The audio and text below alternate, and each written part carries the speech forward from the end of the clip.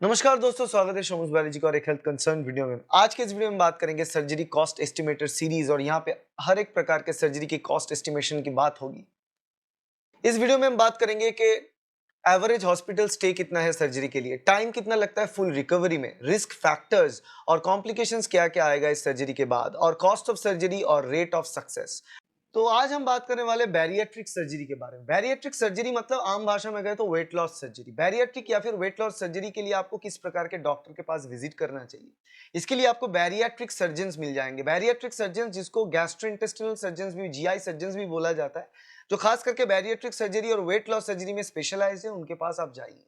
अब average hospital stay की बात करें तो यहाँ पे आपको एवरेज 3 से 5 दिन, कभी कभी कॉम्प्लिकेटेड कंडीशन में 7 दिन तक हो सकता है हॉस्पिटल में स्टे करना पड़े। अब टाइम ऑफ रिकवरी की बात करें, कितना टाइम लगता है आपको फुली रिकवर करने में? जनरली 3 हफ्ते से लेकर 6 हफ्ता तक, मतलब 3 हफ्ते से लेकर 1.5 महीने तक लग सकता है आपको रूटीन वर्क, रेगुलर एक्टिविटीज में रिटर्न करने में। और कंप्लीट क्योर की बात करें तो 3 महीना लगेंगे कंप्लीट क्योर। अब परसेंटेज सक्सेस रेट कितना है? बैरिएट्रिक सर्जरी के सक्सेस रेट बहुत ज्यादा वैरी करता है, डिपेंड करता है कि किस हिसाब से हुआ है। अब बैरिएट्रिक सर्जरी के सबसे बड़ा कॉम्प्लिकेशन ये रहता है कि आपको फिर से वेट गेन तो नहीं हो रहा है, और मैक्सिमम लोगों को ये होता है फिर से वेट गेन होता है क्योंकि उनके लाइफस्टाइल चेंजेस नहीं होते। तो इसका जो सक्सेस रेट है कि आपको फिर से वापस वेट गेन ना हो, उस हिसाब से देखें तो 80% से लेकर 90% तक इसका सक्सेस रेट रहेगा।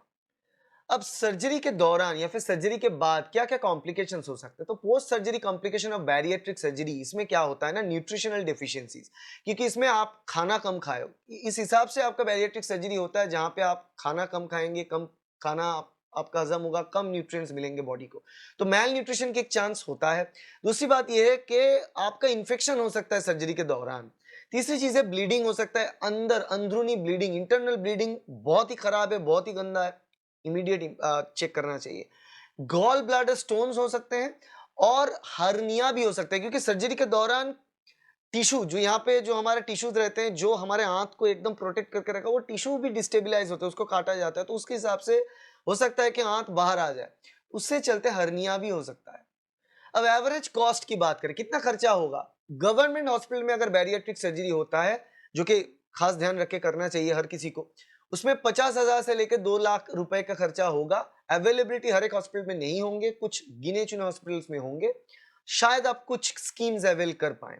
और प्राइवेट हॉस्पिटल्स की बात करें तो इसका जो प्राइसिंग है वो 2.5 लाख से लेकर 6 लाख रुपए तक जाता है, और यहाँ पे डिपेंड करता है कि किस प्रोसेस को यूज किया जाता है। जनरली बैरिएट्रिक सर्जरी में बाईपास यूज किया जाता है, या फिर गैस्ट्रिक स्लीव बोल के एक प्रोसेस है, वो भी यूज किया जाता है। तो गैस्ट्रिक स्लीव मेथड से हो रहा है या फिर बाईपास मेथड से हो रहा है, डिपेंड करता है उसके ऊपर कितना प्राइस होगा, 2.5 लाख से 6 लाख, उस हिसाब से।